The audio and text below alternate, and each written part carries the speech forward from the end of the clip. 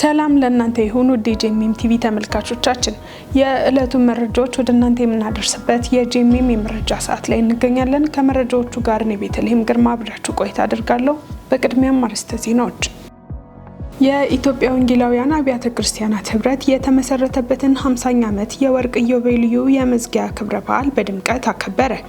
በአዳማ 16 አብያተ ክርስቲያናትን ያሳተፈ የወጣቶች የእግር ኳስ ውድድር ተጀመረ። ከውጭ የአንግሊካን ቤተክርስቲያን በ10 ዓመታት ውስጥ 1 ሚሊዮን አብያተ ክርስቲያናትን ለመትከል ራዕይ ያቀረበች። እንድትከታተሉን እየጋበዝኩ ወደ ዝርዝር መረጃዎቹ አለፍኩ። የኢትዮጵያ ወንጌላውያን አብያተ ክርስቲያናት ህብረት የተመሰረተበትን 50ኛ ዓመት የወርቅ ኢዮቤልዩ የመዝጊያ ክብረ በዓል በድምቀት አከበረ። በመስከረም ወር የ50ኛ ዓመት ክብረ በዓሉን ማክበር የጀመረው ህብረቱ የማጠቃለያ መድረኩን የቀድሞ የህብረቱ ዋና ጸሐፊዎች፣ መስራች አባቶችና አባል ቤተ እምነት መሪዎች እንዲሁም ከሀገር ውጭ የመጡ የህብረቱ መሪዎች በተገኙበት በአዲስ አበባ አራዳ ፓርክ በድምቀት አክብሮ አጠናቋል። ከሐምሌ 7 እስከ 10 ቀን 2018 ዓ.ም በኢትዮጵያ ወንጌላውያን አብያተ ክርስቲያናት ህብረት አዘጋጅነት የመሪዎችና የመጋቢዎችና የመሪዎች ኮንፈረንስ ሲካሄድ የቆየ ሲሆን በመድረኩ ከሁሉም ክልል የተውጣጡ 300 አብያተ ክርስቲያናት መሪዎች ተካፍለዋል። ከመጋቢዎችና መሪዎች ኮንፈረንስ ማጠቃለያ በተጨማሪ ከመስከረም ወር ጀምሮ ዓመቱን ሙሉ ህብረቱ በሚገኝባቸው አካባቢዎች ሲከበር ቆይቶ ሐምሌ 11 ቀን 2018 ዓ.ም በጋራ በድምቀት በማክበር መቋጫውን አግኝቷል። በመድረኩ የህብረቱ የቦርድ አባላት፣ የህብረቱ የቀድሞ ዋና ጸሐፊዎችና ፕሬዝዳንት፣ የኢትዮጵያ መጽሐፍ ቅዱስ ማህበር አመራሮችን ጨምሮ ከህብረቱ ጋር በቅንጅት የሚሰሩ ተቋማት መሪዎች ተገኝተዋል። በ1968 ዓ.ም የተጀመረው የኢትዮጵያ ወንጌላውያን አብያተ ክርስቲያናት ህብረት ባለፉት 50 ዓመታት ባደረገው ጉዞ ከመስራቾች ጀምሮ ከፍተኛ አበርክቶ ለነበራቸው ተቋማትና አካላት ህብረቱ በይፋ እውቅና ሰጥቷል። በዕለቱም በ1968 ዓ.ም ከነበረው የመጀመሪያ ላይ ከተያዘው ቃለ ጉባኤ አንስቶ የህብረቱን እንቅስቃሴ በከፊል የሚያሳይ የፎቶ አውደ ርዕይ ለእይታ የቀረበ ሲሆን በብዙ ተግዳሮት መካከል ያለፈው ህብረት የመልካም ምኞት መግለጫ በመግለጽ በተሻለ ተጠናክሮ በሚቀጥሉት ጊዜያት እየሰራ እንደሚሄድ መሪዎች የመልካም ምኞታቸውን ገልጸዋል። የጄኤምኤም ቴሌቪዥን ሰራተኞች በቢሾፍቱ ከተማ የሚገኘውን የጆሹዋ የልማት ፕሮግራም ድርጅት ጎበኙ። የጄኤምኤም ቴሌቪዥን ሰራተኞች በቢሾፍቱ ከተማ የሚገኘውን ዓለም አቀፍ የኢትዮጵያ ወንጌላዊት ቤተክርስቲያን ጆሹዋ የልማት ድርጅት በመጎብኘት ተቋሙ በትምህርት፣ በማህበረሰብ ልማትና በተጋላጭ ህጻናት ድጋፍ ዘርፍ የሚያከናውናቸውን ስራዎች ተመልክተዋል። በቢሾፍቱ ከተማ የሚገኘው ጆሹዋ የልማት ድርጅት ለህጻናት፣ ለወጣቶችና ለተጋላጭ የማህበረሰብ ክፍሎች የትምህርት፣ የስልጠናና የኢኮኖሚ ማጎልበቻ አገልግሎቶችን በመስጠት እየሰራ የሚገኝ ተቋም ነው። የጄኤምኤም ቴሌቪዥን ሰራተኞች ባደረጉት ጉብኝት በተቋሙ የሚሰጡ የትምህርት አገልግሎቶች፣ የህፃናት ድጋፍ፣ የወጣቶች የክህሎት ስልጠናና ሌሎች የልማት መርሃ ግብሮችን ተመልክተዋል።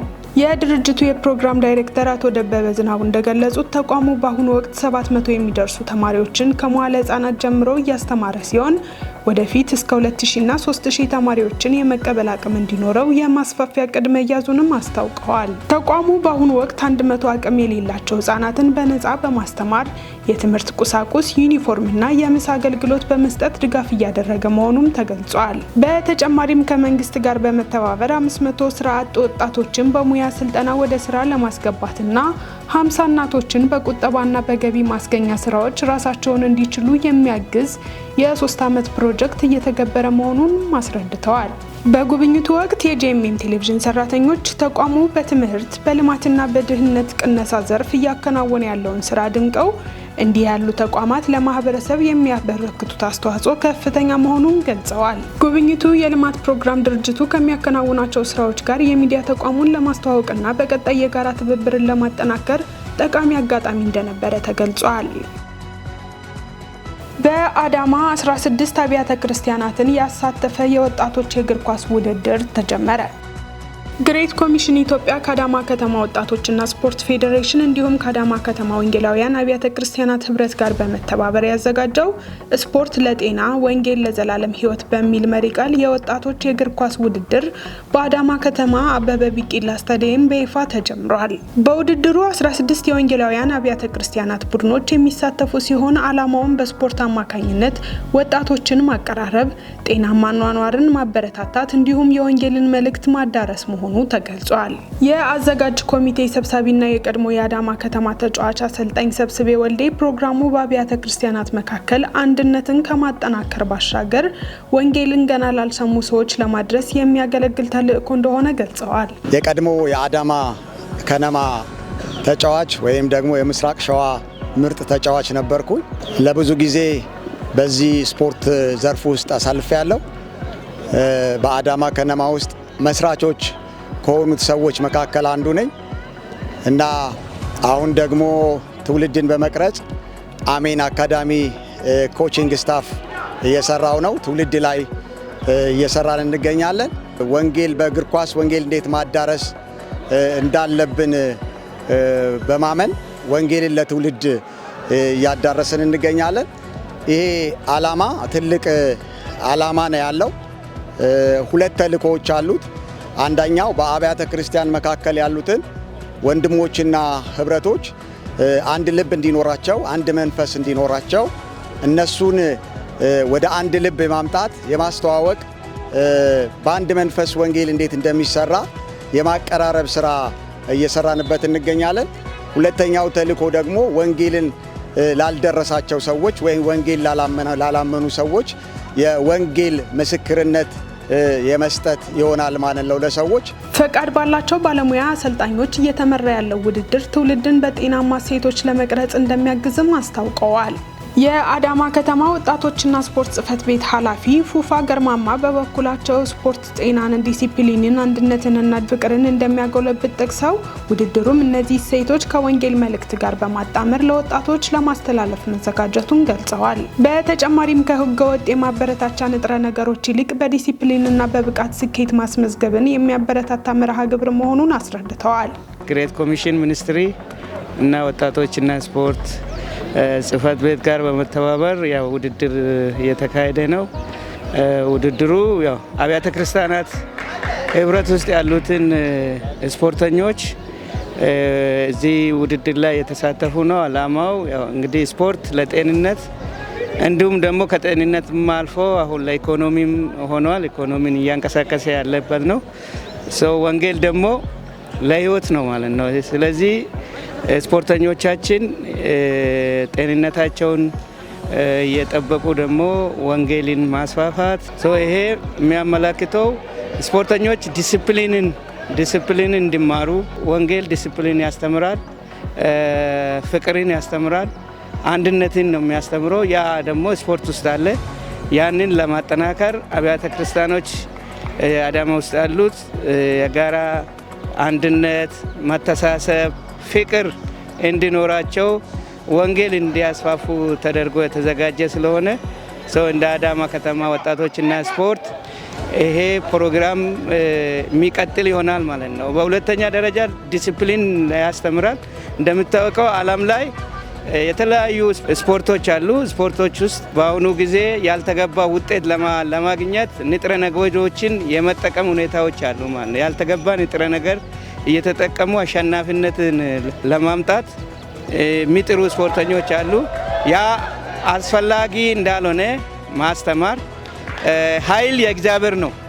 ኃይል የእግዚአብሔር መሆኑንም ስፖርተኞቹን ማስተማር ያስፈልጋል ማለት ነው። የግሬት ኮሚሽን ሚኒስትሪ በአዳማ ቅርንጫፍ ቢሮ አስተባባሪ ፀሐይነሽ አሰፋ በበኩላቸው ተቋሙ በ11 ክልሎች በስፖርት አማካኝነት ወንጌልን የማዳረስ ስራ እየተከናወነ መሆኑን ገልጸው የ2026 የዓለም ዋንጫን አስመልክቶ የተዘጋጀው ተስፋ የሚል መልእክት የተጻፈበት የእግር ኳስ ወንጌልን በስፖርት ቋንቋ ለማዳረስ የተዘጋጀ መሆኑን አብራርተዋል። እንደ አዘጋጆቹ ገለጻ ውድድሩ ከአዳማ በተጨማሪ በአሰላ፣ ወንጂ፣ ኢቴያና ሁሩታ ከተሞችም እየተካሄደ ሲሆን በቀጣይም በሌሎች አካባቢዎች በማስፋፋት ወጣቶችን በስፖርትና በመንፈሳዊ እሴቶች ለማገልገል እንደሚቀጥል ተገልጿል። ወንጌል በስፖርት በኩል ወንጌልን ለሰዎች ልጆች ሁሉ ለማዳረስ ግሬት ኮሚሽን ሚኒስትሪ በ11 ክልሎች ላይ እየሰራን ያለው ከ11 ክልሎች አንዱ አዳማ ነው።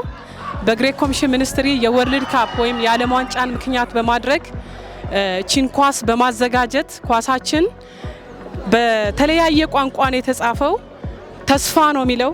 ሰዎች ምናልባት በብዙ ነገር ተስፋ መቁረጥ ይችላሉ፣ ግን ታላቁ ተስፋ ጌታችን ኢየሱስ ክርስቶስ እንደሆነ የምንመሰክርበት ኳስ ነው። እጄ ላይ ያደረኳት ቺ ምልክትም እንደዚሁ የስፖርታዊ ቋንቋ ምልክት ናት። የስፖርት ቋንቋ በመጠቀም ወንጌልን ለሰው ልጆች ለማድረስ ነው። ስለ ወንጌል ሁሉን አደርጋለሁ ብለን የተነሳ ነው። ስለ ወንጌል ሁሉን ለማድረግ ኳሷን አዘጋጅተን የኳሷ ቀለም ሳይቀር ወንጌልን የሚሰብክ ነው። የዚህ ውድድር ዓላማ ወንጌል ለሰው ልጆች እንዲሰበክ ነው። ይሄ ውድድር በአሰላ እንዲሁም ደግሞ በአዳማ፣ በወንጂ፣ በኢተያ፣ በሁሩታ እየተደረገ ያለ ውድድር ነው። የአዲስ አበባ የሃይማኖት ተቋማት ጉባኤ ዋና ጸሐፊ መጋቢ ታምራት አበጋዝ በሀገራዊ ምክክር ሂደት ውስጥ የሃይማኖት ተቋማት የሚጫወቱት ሚና ወሳኝ መሆኑን ገለጹ።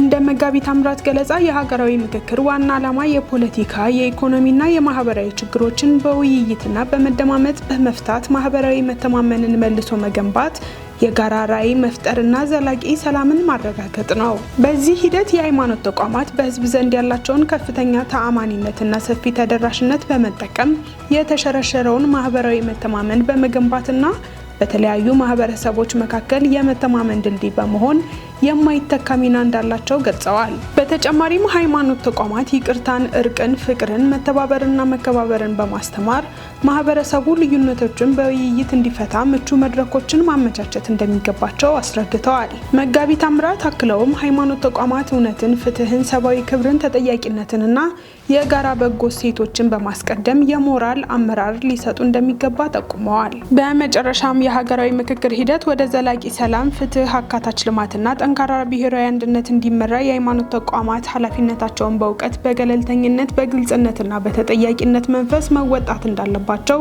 ጥሪ አቅርበዋል። መረጃው የአዲስ አበባ የሃይማኖት ተቋማት ጉባኤ ነው። ውድ ተመልካቾቻችን አሁን ደግሞ ከውጭ ወደ ያዝናቸው መረጃዎች አለፍኩኝ። የአንግሊካን ቤተ ክርስቲያን በ10 ዓመታት ውስጥ 1 ሚሊዮን አብያተ ክርስቲያናትን ለመትከል ራዕይ ያቀረበች። የአፍሪካ የክርስትና እድገት በዓለም አቀፍ ተልዕኮ ላይ ተጽዕኖ እያሳደረ ባለበት ወቅት የአንግሊካን ህብረት በሚቀጥሉት 10 ዓመታት ውስጥ 1 ሚሊዮን አብያተ ክርስቲያናትን ለመትከል ወይም ለማደስ ቪዥን 36 የተሰኘውን ራዕይ ይፋ አድርጋለች።